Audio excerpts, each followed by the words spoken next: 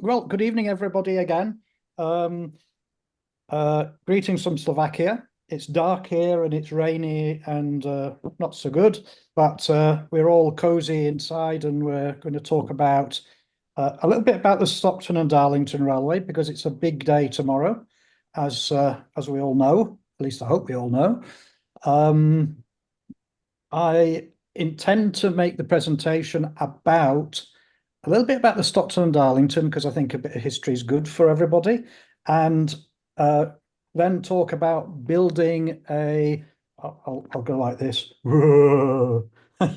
Building a Stockton and Darlington railway smoking carriage. This has been a year-long project for me. Um, because it's taken a lot of designing, a lot of work, especially in the area of transfers, which is be a good story for later. Um, and, uh, and obviously, the idea of building this carriage came about because I realised that it's the S&D 200 this year, and there's nothing in O-gauge in Stockton and Darlington that you can get. In fact, there's very little Stockton and Darlington Railway surviving today. Yeah, locomotion is running. It's been chugging along the S&D this morning, I think it was. That's a 50-year-old replica. Um, there are a couple of composite coaches still surviving. Photo of which we'll see in a second.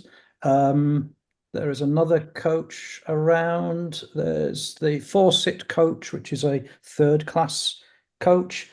There's the Bouche 1275, which is the long boiler, which is very famous. And Alex has probably seen that in the National Railway Museum today. So I hope he took some videos of it. So on with the show. Can I share this? You won't see me for a bit. We'll go and do this PowerPoint if it will work for me. I don't want that. Can we see that? Yes, we can, Nigel. Thank you. Can, right. So there's the good old S&D logo. You can't see the presentation in the pictures in the side, can you? No, no, That's all right. It's just the system. Okay, so there's the S&D logo, just to prove to the guys at the Friends of Stockton Darlington Railway that I'm actually trying to do something to promote the S&D. I will be, as I said, be talking about building a Stockton and Darlington Railway smoking carriage. Interesting project. This was taken earlier today. And the interesting thing here is there's the first railway coach that the Stockton Darlington had called Experiment, which was built right at the start of the whole affair in 1825. The loco is the 50-year-old replica, I believe.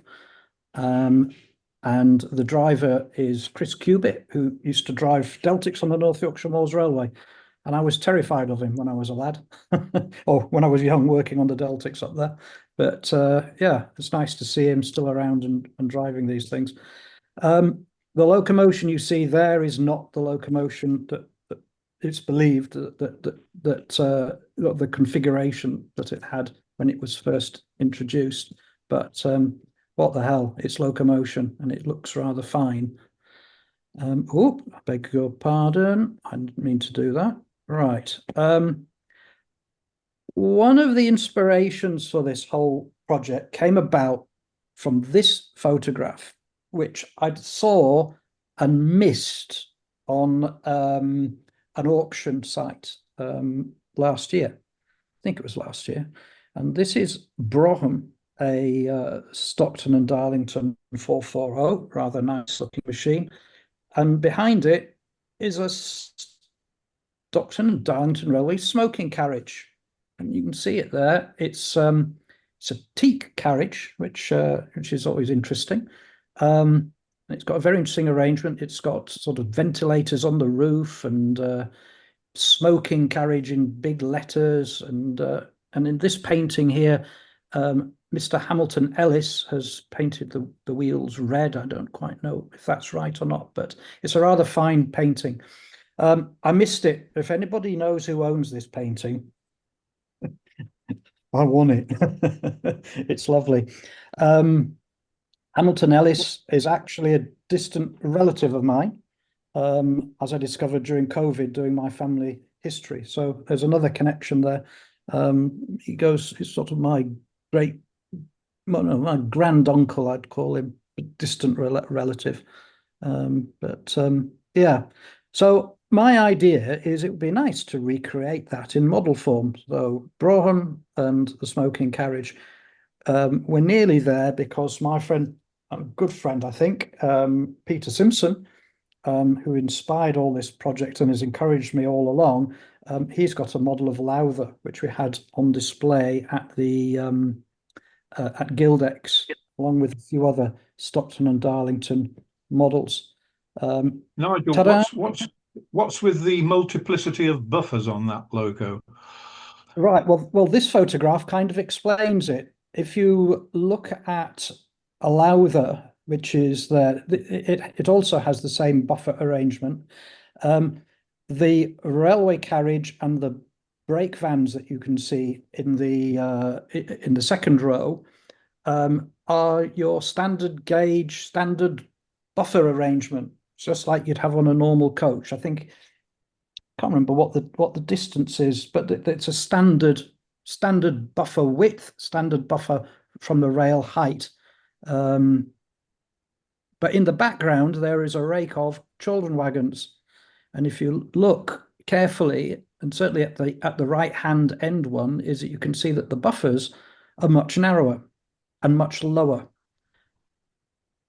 And that probably explains, if I go back, why, if it was pushing some, can you see my cursor? If it was pushing some children wagons, it would be buffering on here rather than on here.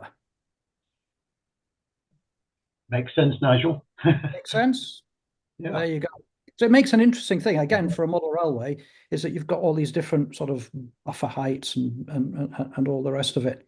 So this is our very modest display that we had at Gildex, also known as the Guild Information Stand, because we were right at the entrance and everybody was asking where the bring and buy was.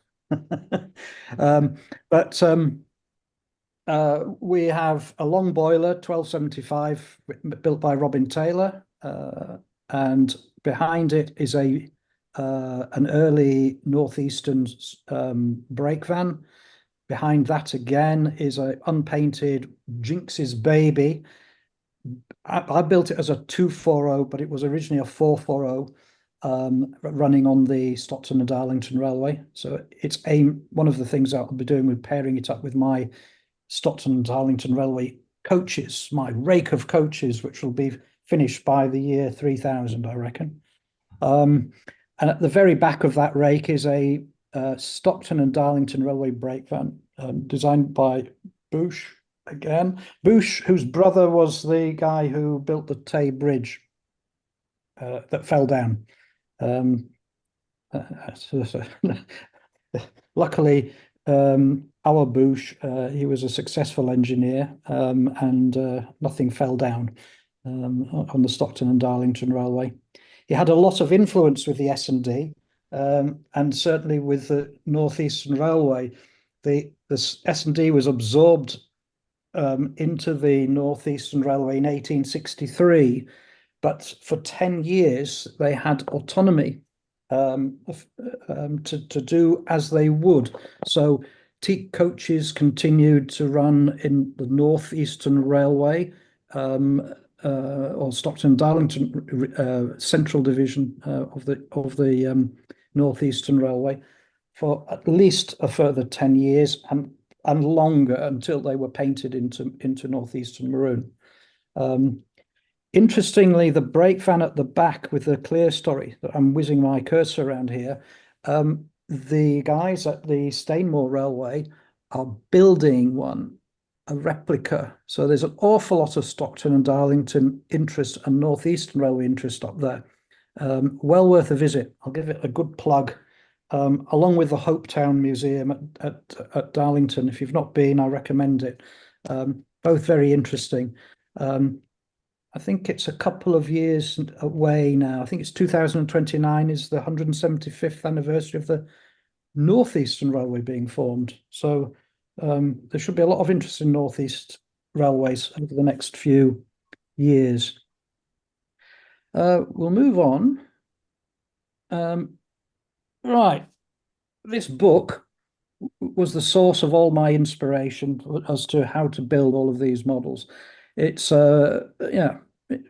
passenger traffic on the S&D, full of information about the Stockton Darlington railway coaches and quite a few drawings.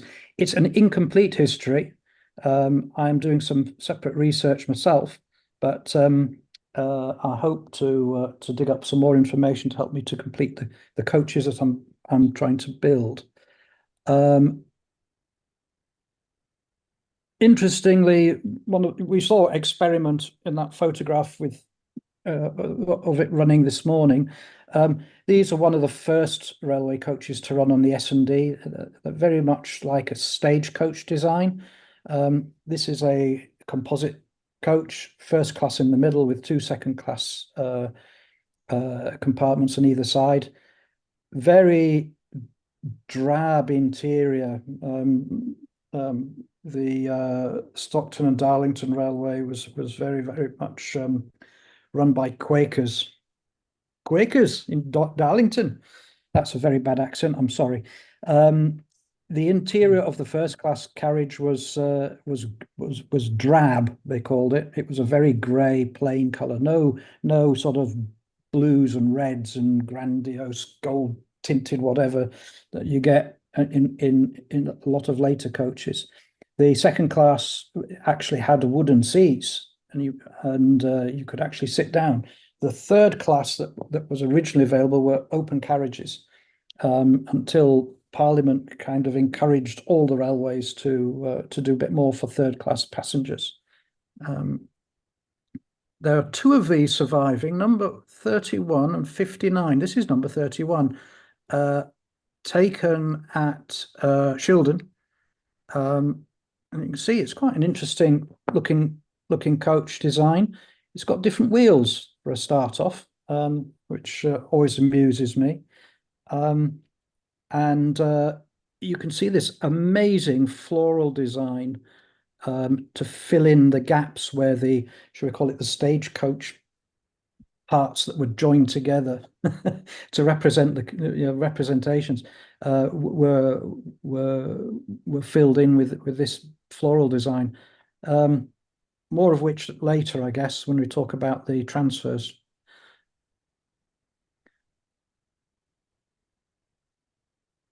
Stockton Darlington Railway, you could put parcels on the roof, you carry goods on the roof of these coaches. The early coaches, in fact, throughout the life of the Stockton Darlington coach designs, they had this very interesting end board, which you can see here, which kind of sweeps out. I'm trying to work out how to create these in model form so that you can actually paint and do you want to line that? That looks really interesting lining. But I want to build some models of these coaches. I think they'll be quite interesting. This is the coach sitting at Shildon at the so not Shildon, I beg your pardon, at Darlington at the Hopetown Museum. I already said it's well worth a visit. It really is a good museum now. It's North Road Museum now has really changed. Third class passengers were allowed to go indoors eventually, and they had these hard seats with open interiors going up to waist level. One survives. It's called the Fawcett coach, and from that we've managed to be able to work out a lot of the details of how we will paint the models that I'm building now. It's very difficult because there's very little information available, but we've gleaned a bit. you notice all of the metalwork here is painted green, which is quite an attractive color to go with a wooden body. Yeah, the coach was discovered on what was called the Fawcett Railway. It was sold by the S&D in later years, and it continued and it survived, and it's been restored and it's kept at Beamish. I don't know why it's not on display and it's not out and doing its thing at the moment in the middle of this anniversary, but maybe it is and I'm missing something, but I haven't seen anything. Anyway, you'll also see at the, I beg your pardon, at the end of the coach, there are safety chains. All of these coaches had safety chains because the couplings weren't particularly brilliant. Safety chains in those days were a common feature. First class was a lot grander. Here's another drawing of a first class coach. It's a 4-compartment affair. It just happens to be exactly the same length as the coach that I'm designing and building. So this smoking carriage chassis, the underframe, will work with a whole load of different coaches. So I've made them so that that design can be incorporated in all the coaches. So I only have to build the top half. And in fact, I only have to build the sides and the interior and the roof. I don't even have to do the ends because the ends have this common bow end upright feature, with the exception of the coach I'm building and a family saloon, which were built right at the end of the Stockton and Darlington reign. These are the photos I have to cope with. I've only got 2 original photographs of Stockton and Darlington railway coaches. So this is the first class coach that you've just seen there. In those days, another piece of interesting history, if you like, not history, science, I guess it is.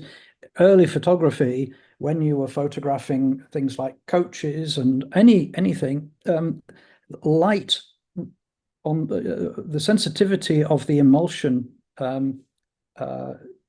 didn't pick up the colors in the same way as you or I would see it, or certainly as modern photographs would see it. So you see a lot of gold lining and first class because the gold has reflected, and it reflects at a different wavelengths to the wooden teak body of the coach. And that dark black teak that you can see there is actually a bit misleading because it should be a lot lighter. It should be teak color. But if you make allowances, then you can start to piece together how you're going to build your model. This is the family saloon. We'll get over all this historical bit very shortly. This is the family saloon. I'm showing this because I'm thinking of building this, and I think it would be nice because you can run it on any railway of the period if you wanted. So you could, your family could go off to I don't know, on the Lancashire and Yorkshire, or they could head down south to London, or I don't know. You rent the coach and off you go. So this is the beast in question. This is the model that I'm going to be building, or that I have built, rather. It's got dumb buffer. It's not dumb buffered. It's got wooden buffers. It's got this gold lining everywhere. It's got a very large smoking carriage in ornate lettering. It's got a very interesting what do you call it? Think, Paine. Come on. Roundel, not roundel, crest, which has Stockton and Darlington Railway written around the edge, and the number 221 in this instance for the number of the coach. It's got a clear story above the first class with some very ornate gas lamp tops. I discovered by looking here is that the windows actually slide because you need to get rid of that pipe smoke, I guess. So there's the coach. It's running on what you call Kitson wheels. They're not Mansell wheels, they're Kitson wheels, which I could bore people to death with, but yeah. Another reason why I was inspired by this building this model is this thing, which is in Hopetown on display. This belonged to an old guy called Dr. Scott, who was an O-gauge modeler who lived in Harrogate, and I only met him once at his home. The Keithley 7mm group were exhibiting at Harrogate, and Dr. Scott invited us to visit him and see his model railway. And I was only a whippersnapper then. I was probably about 14 or 15 years old and interested in North Eastern Railway. I said, Dr. Scott, why have you got a teak coach and you model North Eastern? And he told me all about this coach, and it memory never really went away. So I always remember this coach, and then starting to build the model that I've got now and going to Hopetown about a month ago, I think it was, about 3 weeks ago I was there, and I saw it. And all of his models that he had went to the North Road Museum and are on display there. So this is a very early model of the model that I'm building. Yeah, drawings are always useful. So anybody building a model, if you're building from scratch, you need to have a drawing and you need to know what you're looking at. So this is my drawing that I managed to get copies of. Peter Simpson had been to the NRM and he managed to get hold of some drawing information for these coaches. This is actually from the Peter Holmes book about the Stockton Darlington coaches, and it shows two versions. The top one is as it is, then the bottom one is a little bit more ornate with smoking carriage, and it doesn't have smoking carriage written on the side like it does here. It's got these very, very crazy ventilators for getting the pipe smoke out. I guess it's pipe in those days, maybe cigarettes as well, but I'm not a smoker, so I couldn't tell you. But you'd be pleased to know that I'm pleased to know that these ventilators weren't fitted on the carriages, because I tried to draw them up in 3D to see if I could print some off, and it's like, no, thank you. I didn't want to do that. An interior, well, a plan view of the coach. You can see some very interesting springing arrangements here for the buffer and the coupling. More of which you'll see underneath my model. Interior has got these 3-seat benches, whatever you want to call them. There's obviously on the other side as well. So 1, 2, 3, 4, 5, 6. You can fit 12 people in there comfortably.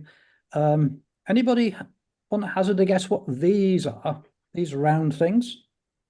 I'll let you have a quick guess while I have a gulp.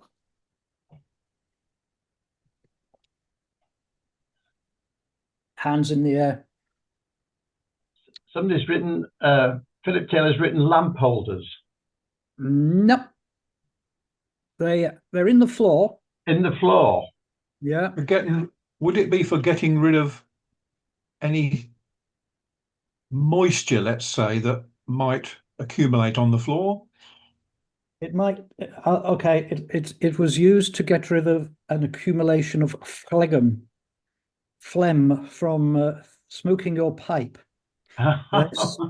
They are spittoons. For your cigars. For your cigars. They are spittoons. I mean, can you imagine having a railway coach with a spittoons in the floor? Not really. Can you imagine that in a first class coach, and on a Pendolino or Avanti or whatever they are running over in the UK now, a little bit different. So that, when looking at the drawings, that kind of sort of intrigued me and thought, yeah, that would be a nice thing to model and incorporate in your model. So moving quickly on, here's the original or representation drawing showing this stupid ventilators again. But you will see that it's got some nice cushioned seats and some harder seats for the second class passengers.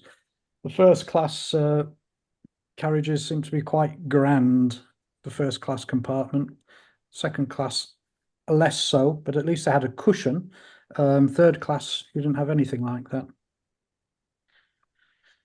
And the end view with these crazy laptops and ventilators, and the chains. 2, 4, 5. Oh, 2, 4, 5. Right, I've made a mistake there because I put 6 chains on my carriage, which probably explains why they're quite long. Even had panelled walls inside there, and an interesting step arrangement to get up onto the roof to insert your oil lamps, sir. So we'll come out of here and we'll go to, can you see me now? Yes, Nigel, we can, thank you. There we go. So all of this design, it goes back to sharing again. All of this design was done in CAD. I relearned CAD during COVID, and it's proved to be really useful because I can. Oh, how do I? No, what am I doing? That's confused everybody. Right, we're back there. Can you see the drawing still? Yes. Yeah. Yeah. So I've been able to draw the entire model, or most of the components that I needed to be able to design this so that I could build it and know that it would fit together. So you've got the spring work that we saw in the drawing. We've obviously got these rather nice looking springs and what do you call them? Axle boxes featuring in here. So yeah, it took a lot of work to design this, but the useful thing about this is that I knew that everything that I drew and everything that I made would actually fit together. So if we come out of that and go back to dear old me again, I was able to draw up the coach sides, well, the entire coach, and I decided to make it out of waka out of plywood. The reason being is that because it was a teak coach finished in teak and beautifully, would have some beautiful wood grain on it. It would be nice to represent that in the real thing. Multimedia. This is my whole point about this. If you made it I saw a guy who was building some S&DR coaches, teak coaches, and he was building them out of wood. I saw them at a show up in the Norfolk, maybe, or certainly Cambridgeshire, about 10 years ago, I'd say. And they were beautiful. Teak made out of wood. And I thought, well, that's quite inspirational. Then along came Anthony at Poppy's Woodtech, and he decided to do some Northeastern coaches in the same way. He laser cut some coach sides and roofs and underframe and everything. And I don't know what it is, so £75 or whatever. You got a coach body really, really quickly that you could assemble really, really quickly. You had to build the chassis and you had to do the bogies and you had to do all the fittings, which weren't really available. We can talk about that in another presentation if I've already done something on that on the virtual show. But the inspiration of this coach kind of comes also from Anthony's work, because I realized that laser cutting, you can get a really, really, really accurate cut with it, and it can make a really good representation of a railway coach. So I created. Can we see that? This is get rid of the light reflection a bit. This is a coach side, which is actually 4 laminates, 2 0.8 and 2 0.4 millimeter laminates of wood. The 0.4 millimeter is represented in the beading that you see on here. It's very, very fine, but the laser will cut it. It's incredible. Well, I think it's incredible. And by actually laminating 4 layers together, it's incredibly strong. It won't bend. It will, but not very easily. If you look in here, you can see that there's a slot as well. I don't know if you can see that. If you look in there, you can see a slot. That I designed that into the kit, so that I could just drop glazing in. I hate gluing glazing because it always goes wrong. Super glue gets, if you use super glue, the fingerprints end up going white and mucking up your model. So I decided that I'd make it so you'd slot the glazing in. So that is what we did with this with this carriage. The little round cutouts here again, they're on the 3rd layer in. But it's a feature of all of the Stockton Darlington railway coaches. Certainly the later, after the stagecoach design from the 1840s, they had this feature, and the centre one always had the company insignia, the Garter crest in there. So yeah, so that's the sides. There's another side. I designed it so that you can see here on this side. Oh yeah, I'll put some interior detailing in as well, which you can just draw in with a laser, and instead of setting it at full blast, at full power, is you can you reduce the power and you can just etch into it. So it's quite a nice one. This is the first one that I did using some plywood, which turned out to be exterior ply that uses a resinous adhesive to join the plies of wood together, and it came out incredibly dirty. Look how filthy my fingers are already. Yeah, just by rubbing on this. So the plywood that we're using here, a little technical tip, is it has a urea-based adhesive, which when it cuts the color of the wood. It's lovely, and it cuts really cleanly, and you don't get any soot. So if you are going to do any laser cutting, make sure that you choose correctly with the wood that you purchase. So, because for making models, it's fairly critical. You don't want this dirty stuff with a black edge that you can see here. Nigel, can I ask you a quick question? Yes, of course. Dougie's just come on and said, "Oh, they are upright ellipses." No, Does he mean the? I think he refers to the bits on the ends. on the ends. On the ends. Those beams, the vertical. Oh, the beams. Yeah, they could be. Yeah. Vertical. I do mean those door patches. Oh, that. right. Yeah. I use an ellipse the ellipse tool to draw it. So normally on number plates they're horizontal, but on your coach they're vertical. That's all I was pointing out. Thanks, Dougie. The other thing Dougie mentioned was that the fancy roof vents look like they rotate. Yeah. Do they? They obviously had plans to do that, but then I don't want to go back to the photograph, but I can do if you want to. But I've pointed out that there's a very slight shadow that there were sliding windows in the clerestory, which makes a lot more sense. You just stand up and slide it and let the smoke out, a bit like winding the window down on your car.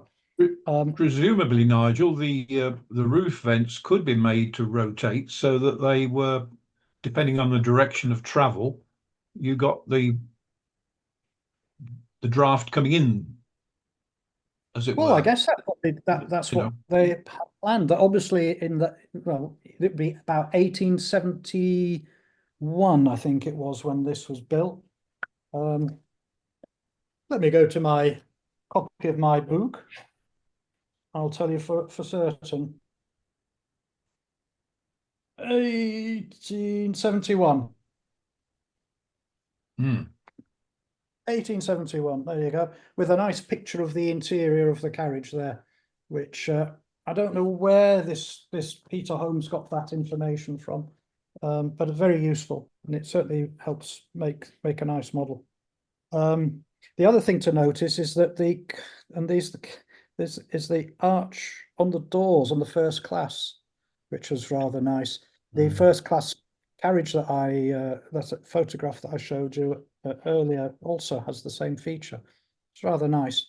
So instead of having a yellow stripe along the top of your coach, you have a nice, you go through the arched window. Yeah. Other things 3D printed, 3D printed, laser cut were the underframe.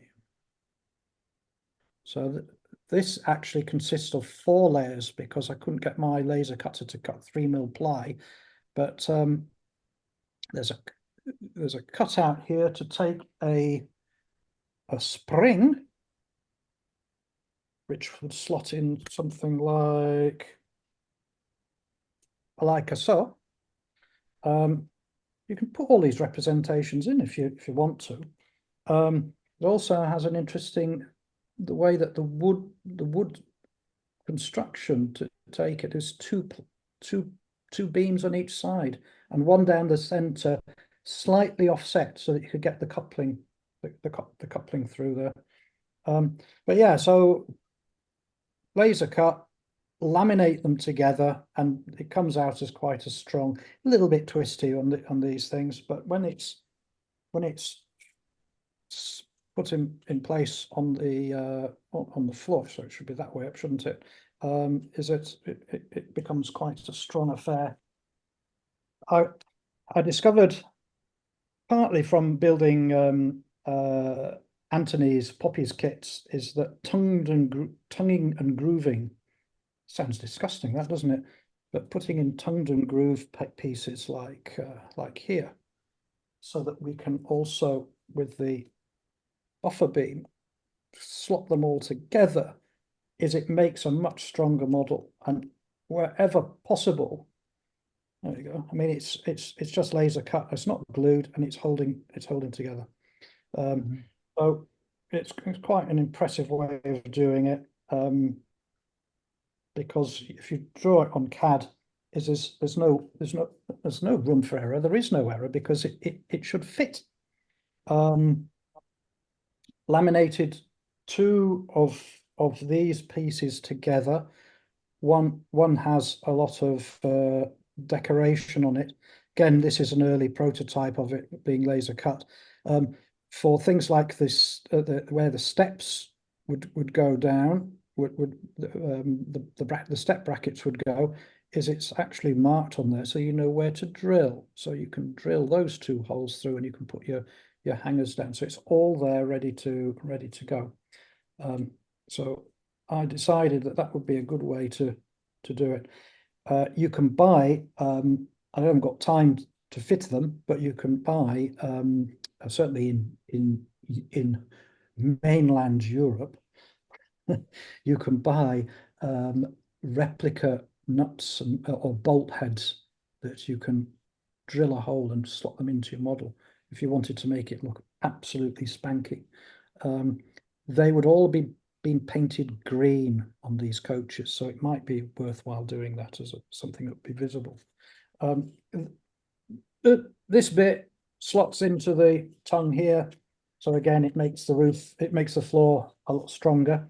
I designed it so that actually so that the underframe would be a separate part of the body, mainly because Peter Simpson, name dropping again, insisted that for his coaches that he wanted to be able to line them out without having to worry about the underframe getting in the way.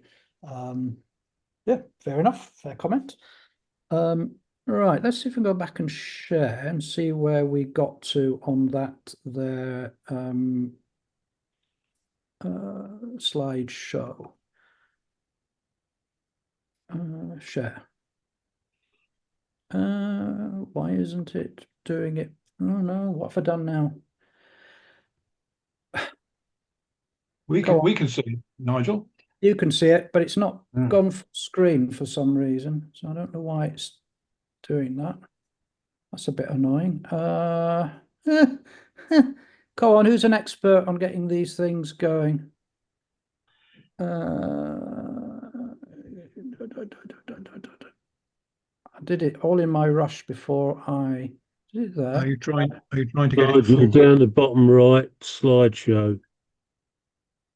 Bottom right. Slideshow. There's an icon next to comments. You click on that. Down the bottom, in the bottom row, there's something that says notes, comments, and then next to that, I think there's an icon for slideshow. Oh, is that And it? if you click on that, then and click again, then it should take you to what you want. Except it's not. Maybe it's the 1 3 along from that. One of those says slideshow against it anyway. Slideshow. Thank you. I don't know who said that, Cheers. but Ian. thank Thank you you, very Ian. much. Thank you. Thanks, Ian. You deserve to be president. No, So- not that one. Oh, wrong, Ian. I beg your pardon. So I've kind of moved along a fair bit here. You can see that I have assembled the carriage. I inserted this image to illustrate the roof, because the roof was a challenge.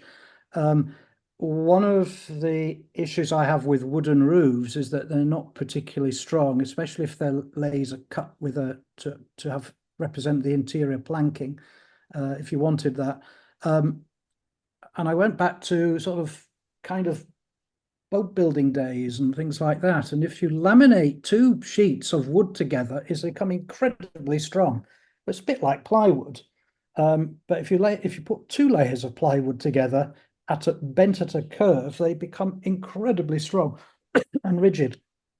So what I did, if you can see here, is I cut a series of grooves in the roof. They were laser cut, and there's a longitudinal that plugs into said roof, and there's various cross members going across. You can see this is the clear story part and the end and kind of the partition wall between the first and second class, and it was it made it into a very, very strong design. And then gluing this second plain roof section on top of it, with it curved, it maintained that curvature. I also, if you can see here, I've just left these as an example. There's this overlay. This was left separate and only inserted once the roof was painted. I will stop share and show you for why. So here's said coach roof. You'll notice that the partition actually extends down into the carriage, because it allows you to plug the roof into the carriage without having to worry about how are you going to stick it, how's it going to fit, and how's it going to go. It actually slots in there and it holds the roof in place. Of course, you can glue it if you wanted to, but if you wanted to take the roof off, then you can do. As you can see, the clear story is in teak, and I got incredibly paranoid about this because I was going to be painting this roof white, as you can see here. And how are you going to mask it all off and get it right and do that? I thought, yeah, well, if I just don't put it on and put it on at the end, then it would be a lot easier. I forgot a piece of it there. No, I don't. But what I also did is, for the roof, because it had I think it was a plain glass frosted glass in the roof. It was certainly frosted, but I can't see any pattern. But I used some very good quality tracing paper, glued it on the back of the insert of the external insert, which had by then been painted. I'll talk about painting in a second. Had been painted and varnished and stuck it in, and then when it was all painted, I just pushed this piece in, and it because it's laser cut and everything's very, very push fit and accurate, is it just slotted in, and it fitted with used a Pritt stick, used Pritt glue. So it seems to work quite well. If you look, you can see through the windows. I don't know if I do go from that side, you can. So it's quite a nice way of doing it. I think you can photocopy a pattern onto this paper. So you could actually put a proper design on there if you really wanted. I'd probably do that on my northeastern clear story coaches, because we know what the pattern would look like. That's the interior. You can see how it's been got these longitudinals to give it the strength. It sits on my computer absolutely square. So we know that it's all square and strong. And I'm not going to twist it really, really hard, but there's a lot of rigidity there. The lamp tops are, here's one I prepared earlier. They're 3D printed. They are actually cast. I've got a centrifugal casting machine, and some of the parts that I've used on the coach are actually cast from white metal. Part of the reason for doing that is to get a bit of extra weight on the coach, because wood isn't heavy. If it was made from brass, it would be good and chunky and it would sit on your track really nicely. This is less so. So I think we've covered the roof with the detailing. I hope that's of interest. Mhm. The underside.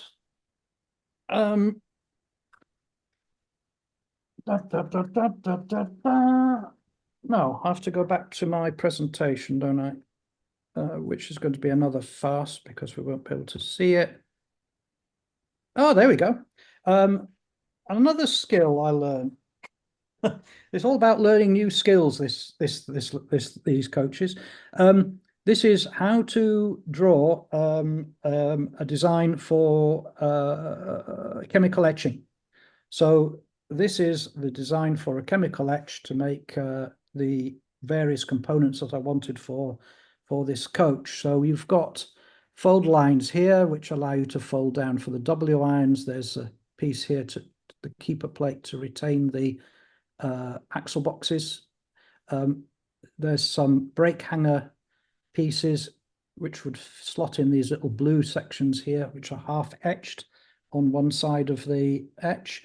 That was because in later years, and certainly in the northeast, well, in the northeastern days, these coaches would have had some braking.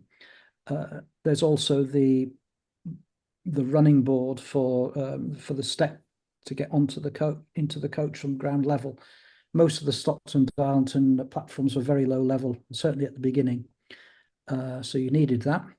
I decided to make it out of brass rather than wood. I know I've been using a lot of wood in this coach, mainly for strength. I don't think it would survive very long if it was just glued. These are the couplings. Look how long they are. That's because they go into the centered underneath that big spring that I showed you. I actually designed it so that it would actually fit in that way. And you hide the spring, which would be around about here, underneath that cast white metal spring arrangement. And you've got these two little tabs, which here and here, which you bend out from this. These are laminated together. You bend those out and they would retain the spring. All clever stuff. And the result is here's a photo I prepared earlier. So this is a mock-up, well, not a mock-up, it's a first trial of the etch, which amazingly fitted perfectly. Quick story, and I'm going to give them a good plug, is Grange and Hodder, who did the etches for me. sent the etches to an address in Scotland, which I was going to be at, and they arrived 2 days after.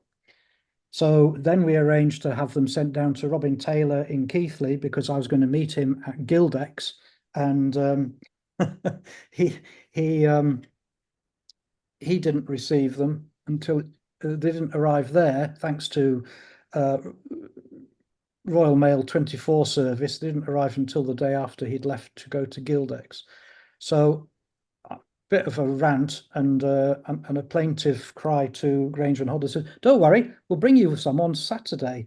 And Joe, who works for Granger and Hodder and was actually on a narrow gauge 7mm narrow gauge stand, turned up on the Saturday morning with this.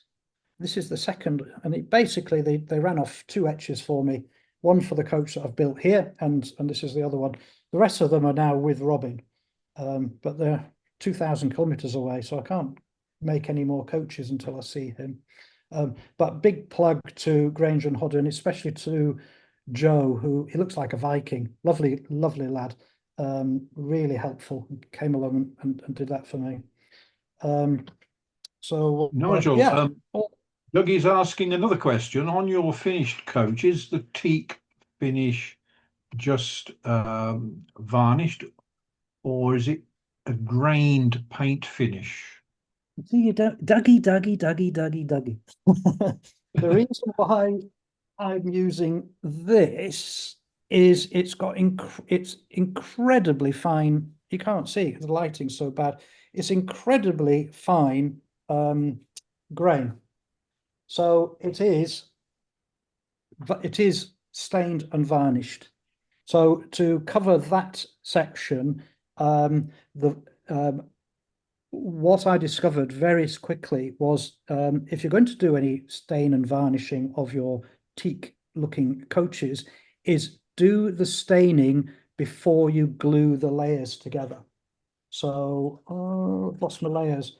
So I wouldn't have varnished it. I wouldn't have stained it at this stage. I would have stained it at the component stage. Have I got any of them here? No. But as an example, what I would do is I would stain this and this separately, and then start assembling so it would fit onto the model. The reason being is that you use superphatic glue, it's called. You can use other glues, but superphatic glue is the recommended type of glue for using for gluing the plywood models together. So I'm told, and that's what I use, and it seems to work quite well. The reason being that it gives you a little bit of time, shall we say. Some PVA glues might go off very quickly, and you might get it in the wrong place. And similarly, super glue, if you're doing that way, is you only get one chance with it. Whereas with this superphatic stuff is you get a few seconds to play with it. But if you stained it afterwards, if there was any glue that had got blebbed out of the sides when you pushed it in place, even if you cleaned it up afterwards, you'd see it, because it would act as a mask for the stain, so the stain wouldn't stick in there. There is part of my model where, I shouldn't say that, but if you look closely, there is one bit where the bit of adhesive got on before I stained it.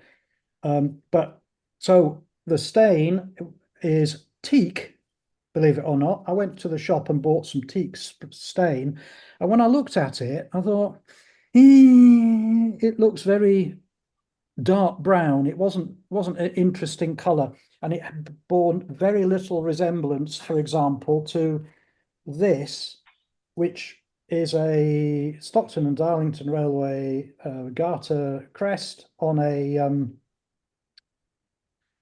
and I think this has been cut out of the original coach. I can't believe that it's a replica.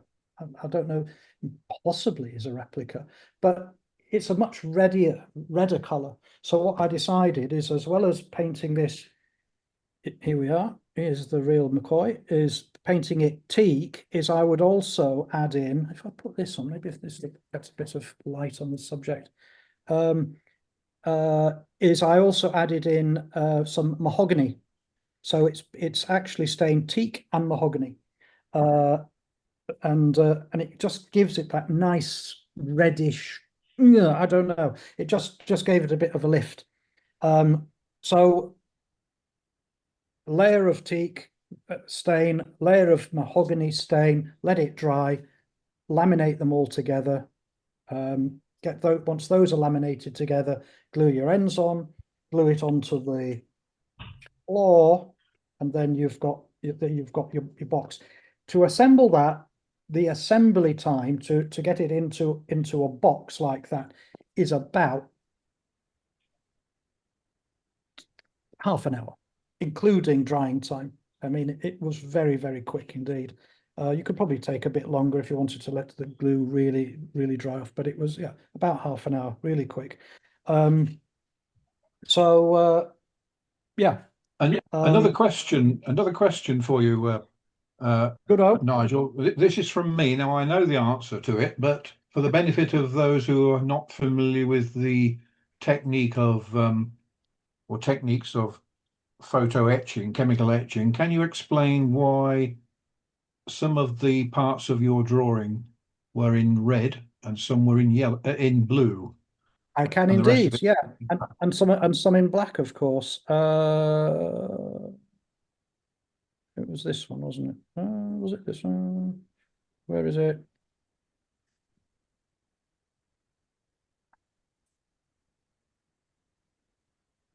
Where is it? This one. Okay, so basically there's two sides to a sheet of brass or nickel silver or whatever material you're going to be making it in.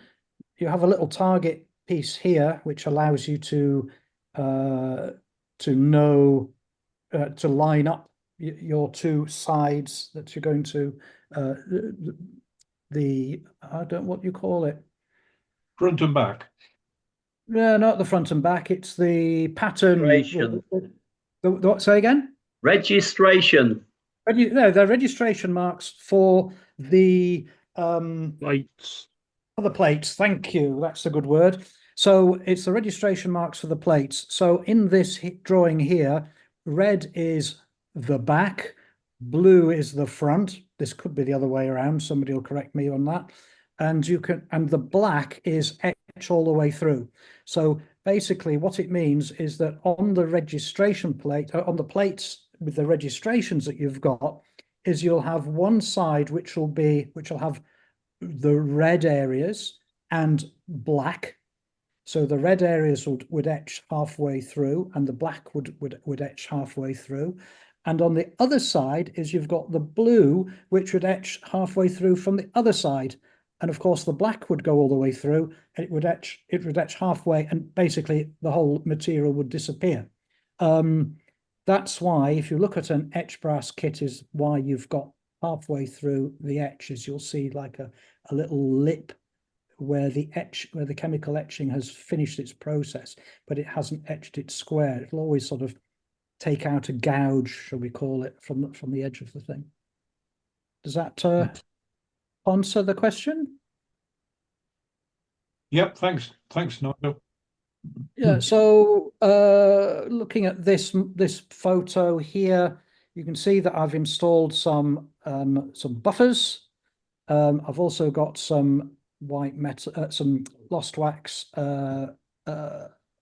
axle boxes. You can see at the top here there are some lost wax springs. That's because I actually got some parts made in lost wax. They're courtesy of Platarum. Give them a good plug.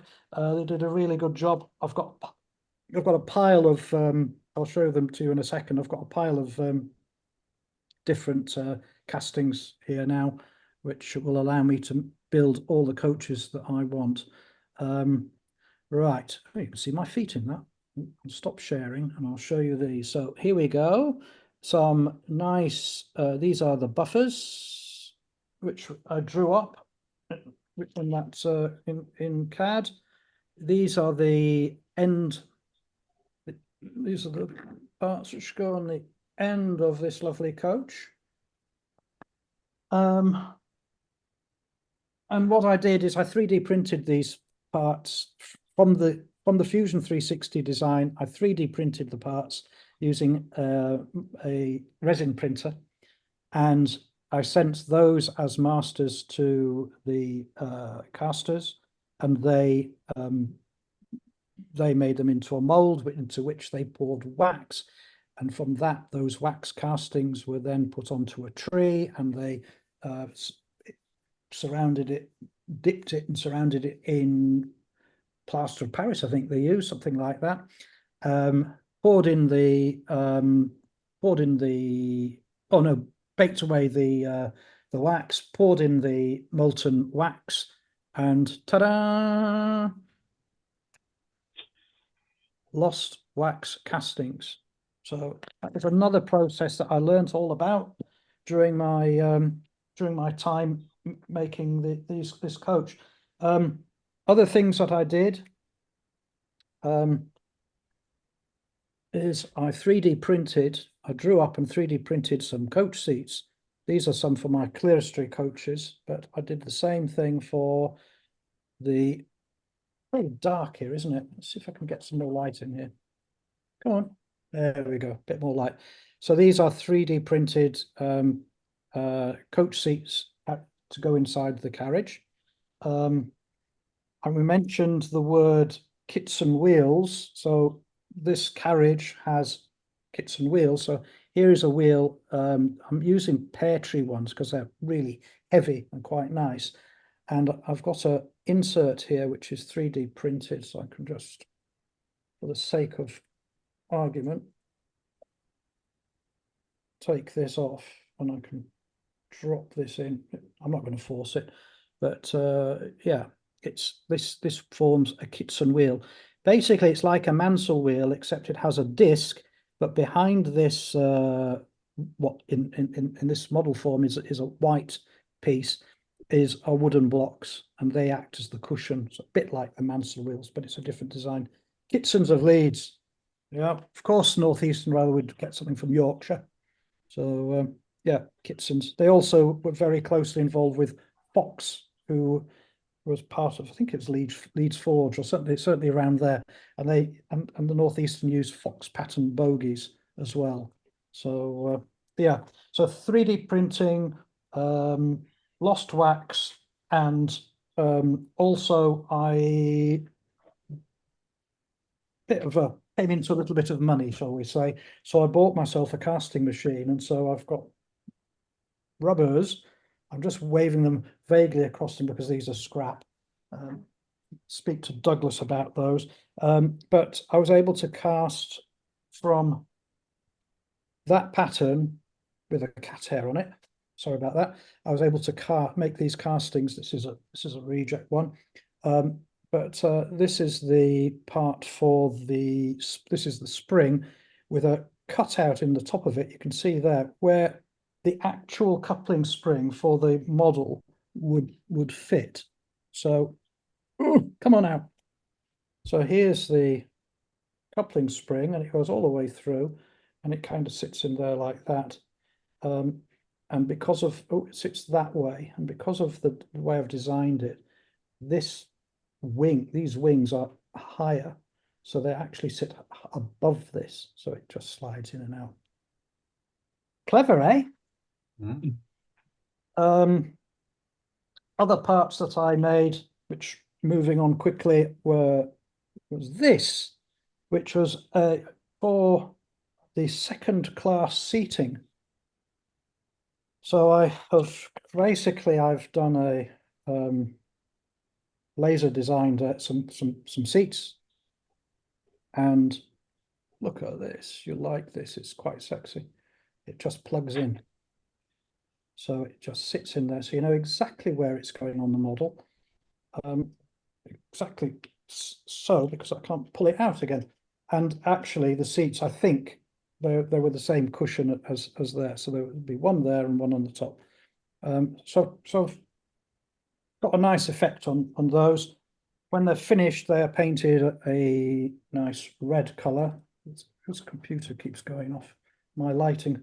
So there's the seats in the finished condition. The two holes here are for more spittoons, but I've got to paint the floors yet, so you know you have to wait. On the first class side of the carriage, let's have a share. You can see here that we've got the spittoons installed and the seating. And that's kind of what it looks like at the moment. The floor that attaches to the metalwork in the chassis using these little flat screws, which actually came out of a load of GoPro cameras that I was been modifying in the day job.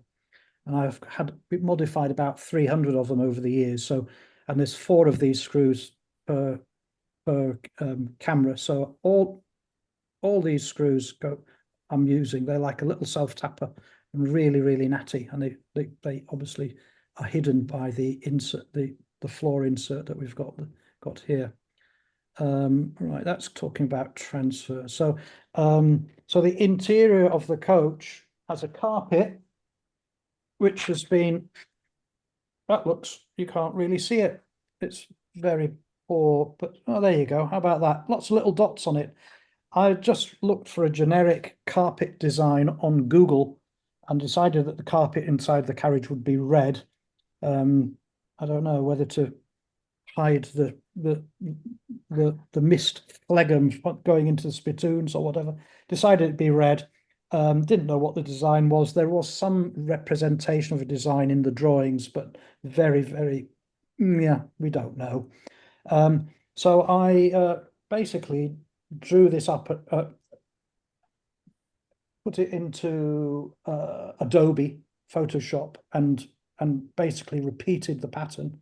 So I could do it on an A4 sheet of paper.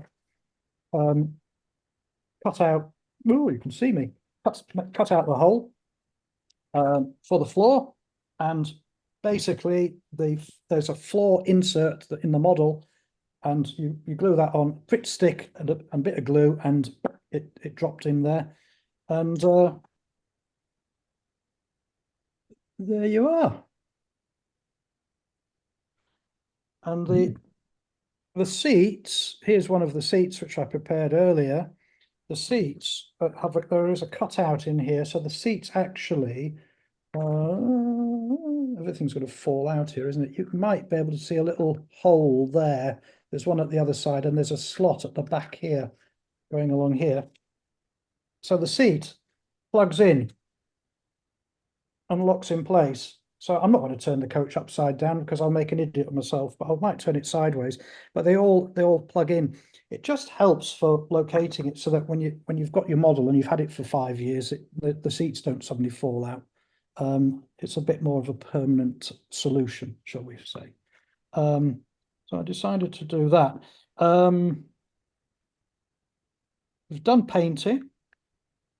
What have I missed? Transfers.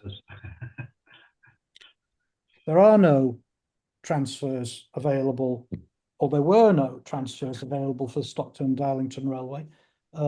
Looked everywhere for them.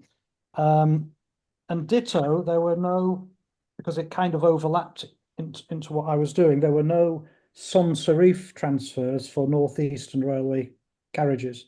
HMRS do some nice serif transfers for the later period, but up to 1899, the North Eastern Railway had a much simpler design. I've got the books here if you want to see it, but I approached the nice people at Fox Transfers and said, can you do some transfers for me? And they said, yeah, we can, and it will cost you £5 million, and we don't have the time. I said, so what if I actually drew them up myself and do that? Oh yeah, that's all right, I can do that. So I learned Adobe Illustrator. I took some I'm going to have to get this book out, aren't I? I took some scans of the. I won't be able to find it now, will I?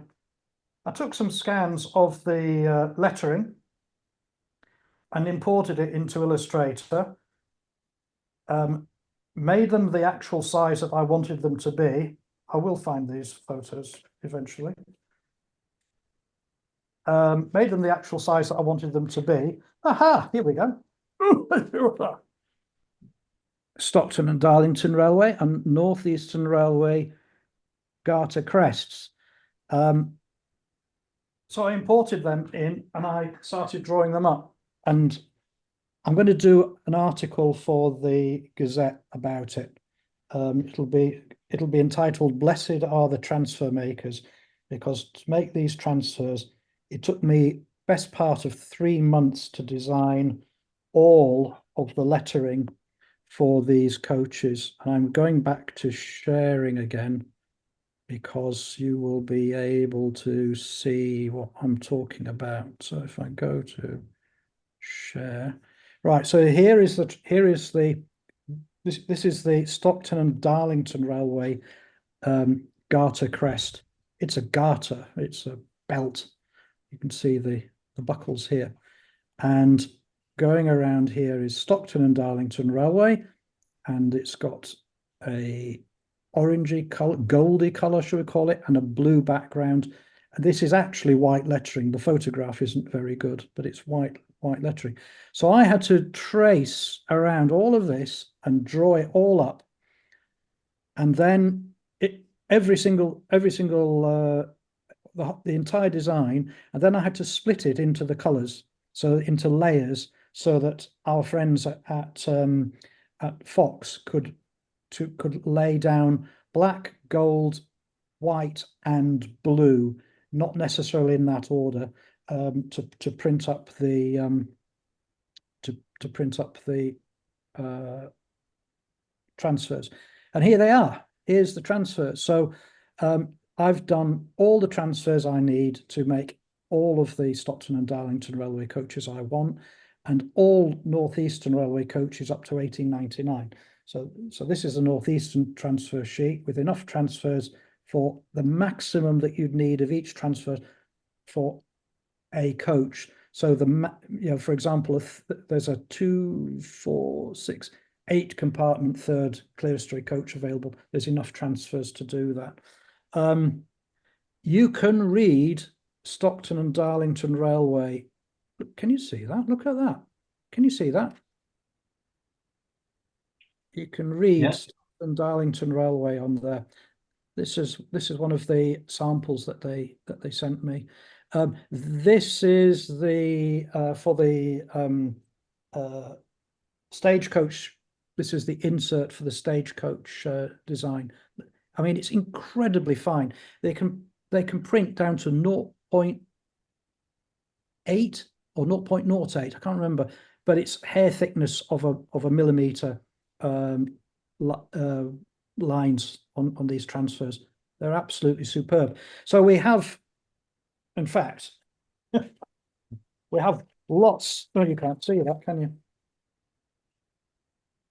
We have lots of transfers available. So more than I need. So if anybody wants any transfers for their own project, let me know. Just drop me a line. Yeah, we've got transfers, and as I said earlier at the start, in 1863, the Northeastern Railway took over the S&D. So instead of having the Stockton and Darlington Railway garter crest, is that they changed it slightly. They made it all gold, and they had a Northeastern Railway garter crest for the Stockton and Darlington Railway coaches. But that is as you can see here, that's the garter crest in position. It's a scale foot high, so it's 7 millimeters high, and putting those numbers on was no mean feat. It was very difficult. One thing that's interesting here, but these are, can you see here? These are hinges. I haven't put the hinges in, but these are hinges. Is there something odd about that? The grab handles will go in here. The door hinges are on the right-hand side of the coach. They're not on the left-hand side. Because I think whoever designed Stockton and Darlington railway coaches was probably left-handed or had different ways of thinking to everybody else. So all of the Stockton Darlington railway coaches had the hinges on the right rather than on the left. Not a lot of people know that. Interesting. So here's kind of the finished model as far as we've got. I am in the process of sorting out the buffers. You can see I've trial fitted these axle boxes are sprung. So you get some good smooth running with these. I could have compensated it, but then you'd lose a lot of the detail that I've created in the model. You can see the gas lamp vents. They look quite nice. These are the steps on the end with the chains, which we've fitted. I think these are Laurie Griffin. There's my coupling sticking out with an etched coupling pocket. Here's the steps. These drill, I've got a template, and you drill through the wood and you plug these in so that they're not just glued on the surface, because they just fall off quite quickly. And there's up the steps, up you go, up onto the roof and change your gas lamp. Your oil lamps, I beg your pardon. You can see a bit more detail of the lamp tops there. They're very ornate. You can see the first class and the ornate smoking carriage lettering. That probably took me about a week to draw. I tell you, it wasn't easy. Oh no, I can't talk about that. Right. So final thing, glazing is my mate Mike Waddington sells cast acrylic sheet, and I spoke to him and says, could you get me some 0.8 or 0.7 millimeter cast acrylic sheet and make it this long? He said, yes, of course I can. And he kindly cut it all for me. This is cast acrylic sheet. Just to show you what a smart ass I am, here's my model. And it's lots of no glue, no super glue. There you go. You can just see it, and it's cast acrylic, so it's it's very, very good. It's optically flat, so it makes a really nice finish. So drawing to a close, I guess. Here is the beast, and hopefully there'll be some more coaches to follow. That roof isn't down properly, but there you go. This side's better. Safety chains on the end, as I said. You can see the underframe, see the detail in there.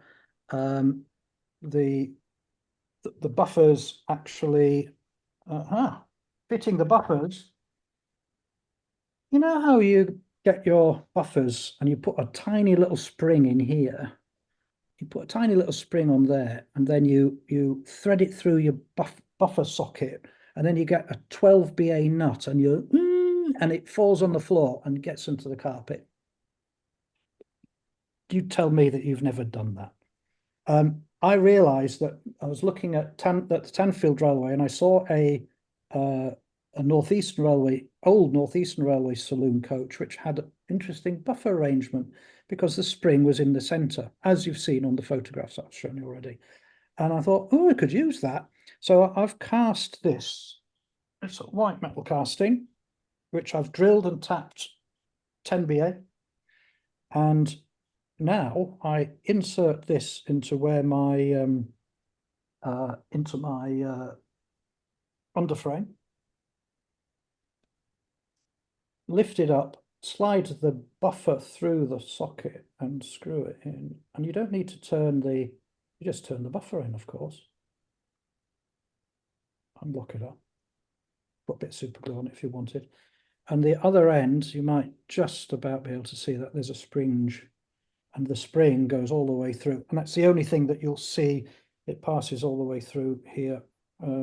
It's the only bit that you'll see where it will be visible. It won't be prototypical, but you'll get your sprung buffers. So I thought that was quite a nice little feature on the model. Any questions before we finish? Yes, somebody, well, it's Doug again. He's asking, when can I expect my complete kit with full instructions?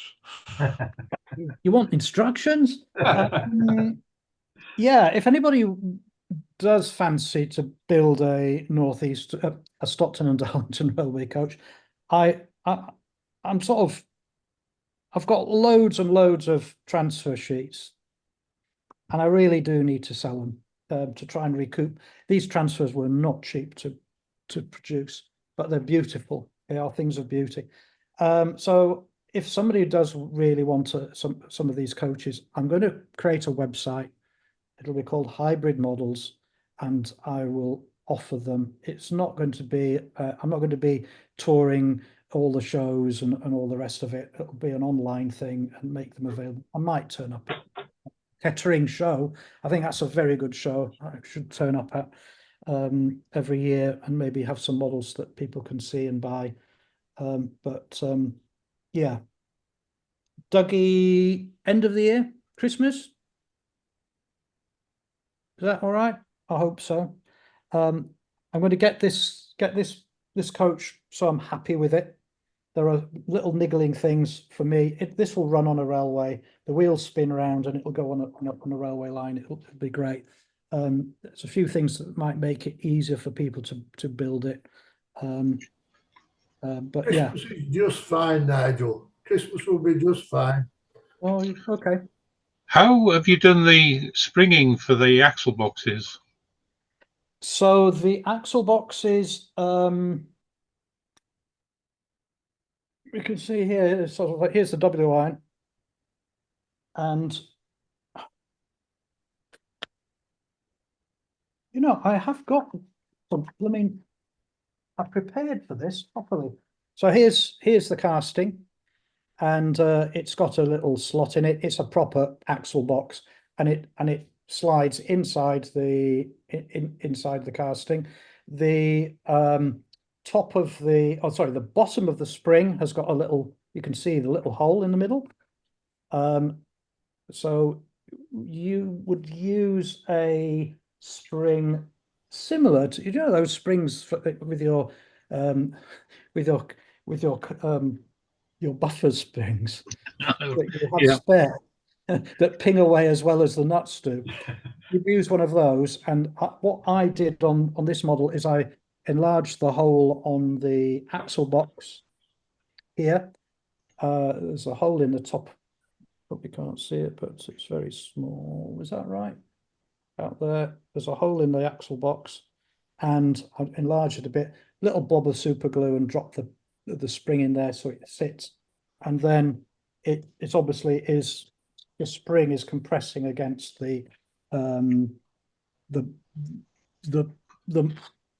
this spring.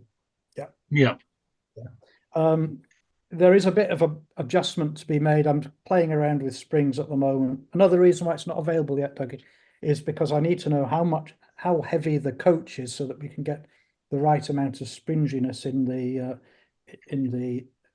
coach, so it doesn't sort of ride high.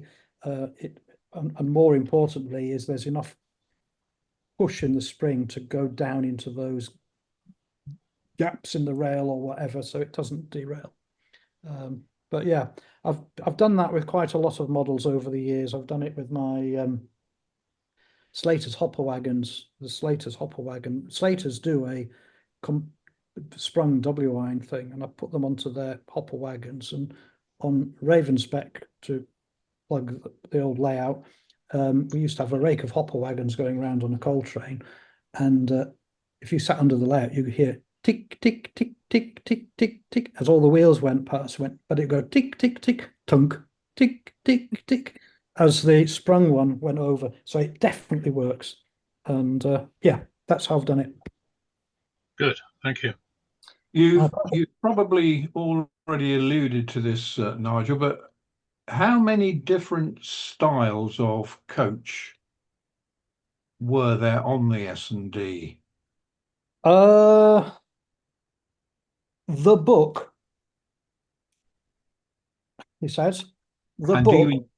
do you intend producing models of all of them? I'll probably produce models of quite a few of them. The book has 10. It has 10 basic designs, but the brake van there 3 versions of the brake, like with single compartment, 2 compartment, 3 compartment, second and third class. So there's about 13 different options. I'm trying. I would like to do those really early ones, the stagecoach design, because it's quite nice, and people would recognise them because they've seen them at the Railway Museum.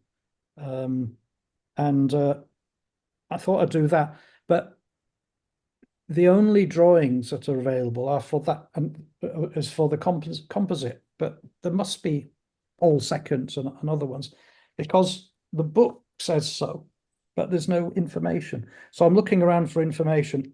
Of all places, Birmingham Library, because what I think became Birmingham Railway and Carriage Company, they originally were around right at the start, and they used to manufacture carriages for a lot of the early railway companies, including the Stockton and Darlington. So I'd like to do as many as I can. It just depends on how long it takes. We've seen the Shaldron wagons Yeah. in the flesh at Stafford, and we've seen them on the photograph earlier on this evening. What about other goods rolling stock? There is a little bit of information available. The Northeastern Railway Association. Maybe I should. I've got a thank you list, including the Northeastern Railway Association, who have published some fantastic books, including this Northeastern Railway Record Volume 2, which covers railway wagons. The problem is that HMRS, apparently HMRS, who published the books for them, they were presented with far too much information, and they had to slim down the book. And I think that there might be a lot more information available, but I personally don't have the information. So it's something where I want to present to the NERA the fact that I'm doing Stockton and Darlington, and maybe somebody there will be able to help and provide some information. But it was predominantly children wagons. Then there were obviously some open wagons. I don't know about covered wagons, whether the Stockton Darlington had anything. There is the rather nice Bush brake van, which was obviously came into being after the children's. So the children wagons started to finish on the Stockton Darlington Railway as the Northeastern Railway took over and had bigger capacity wagons. So when you get to 10 tons, the children's were finished. They were shifting a lot more coal, so they were using much bigger wagons. But I do have a photograph of a Stockton and Darlington liveried wagon, so a coal wagon. So I know that they did exist. Nigel, that's been fantastic. Really interesting. I've got. I'm sure I will speak for everybody saying that they've enjoyed that immensely, and very informative, and a nice kit to look forward to. Good. To seeing in the future. Yeah, I think these small coaches make, you can make a proper train out of them. If you had a rake of coaches, it would be, of Gresley's. If you had a full train's worth, it would be very, very long, and you can get a full rake of coaches in about 4 foot in this with these things.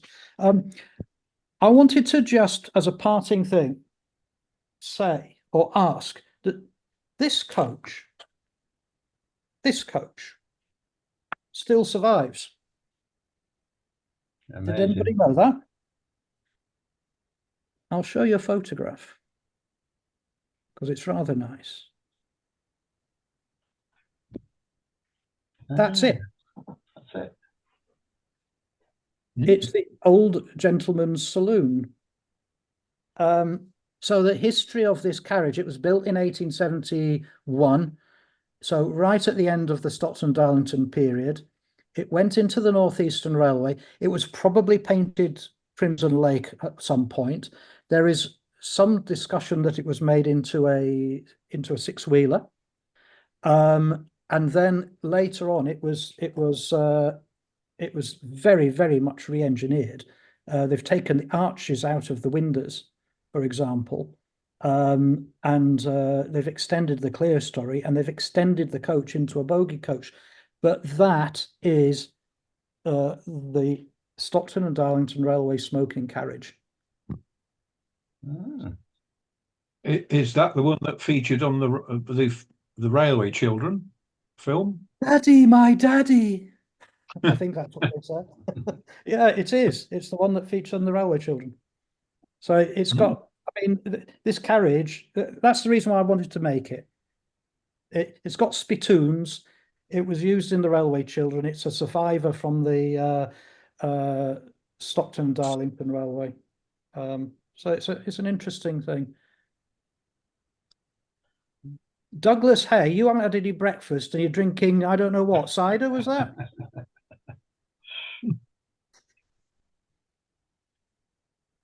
I can't hear you. Boddingtons. We can't hear you. Right, there you go, gentlemen. I hope you've enjoyed your evening of Stockton and Darlingtonness. I hope I haven't bored you. Well, Alex is happy, so that's good. It's an interesting thing. I will do a couple of articles for the Gazette. I do promise them that I will. But I will do an article about the transfers, and I'll probably do an article about building this coach for people, so you can see a bit more about it. But yeah, if anybody has any questions and that come afterwards, then drop me a line on the guild forum or something like that. Yeah, put a bit about it on the forum, Nigel. You haven't put anything on there for months and months. I know I've been busy, Dougie. Yeah, well, Too busy building coaches. People know what you've been doing, Nigel. No, nobody knows. I will do it. I will do it now that it's finished. I mean, the axle boxes on the coach, the paint's rubbed off because I painted them this morning. That's how late it has been to get this done. Those that saw me at Gildex will have seen the coach as it was. It's been a massive, massive project, but I'm very happy with it. Very interesting. Thank you. My pleasure. So we'll all look forward to watching Locomotion tomorrow and celebrating 200 years of, well, railways-ish, unless you were the Middleton Railway. So it's apparently Milton Railway is 213 years old? Who knows? Thanks from me, Yeah, Nigel.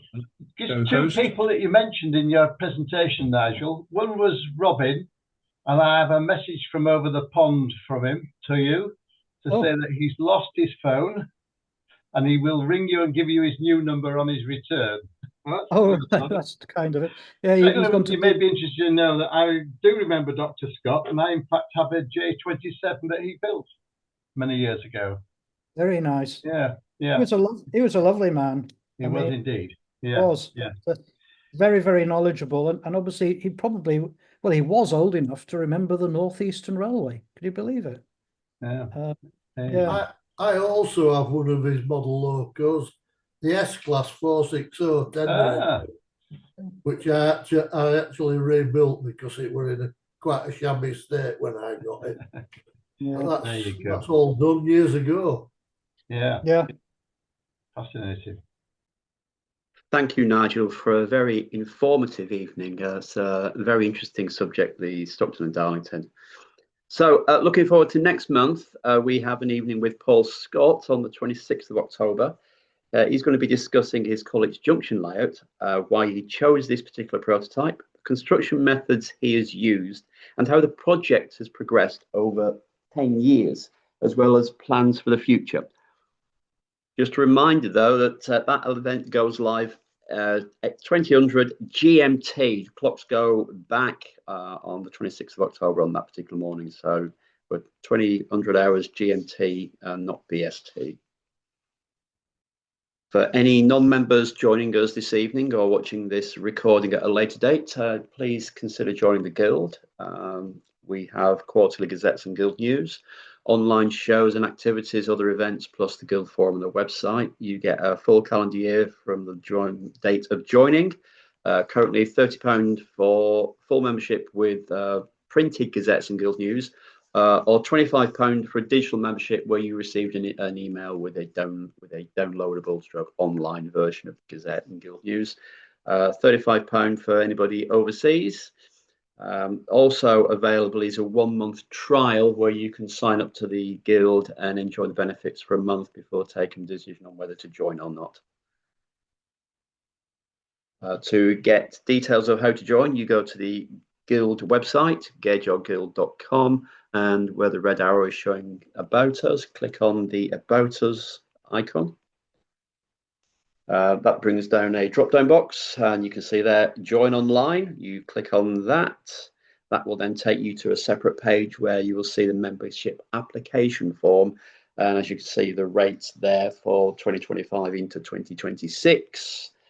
Just a reminder that anybody under 18 who wishes to join the Guild, student digital membership is £5.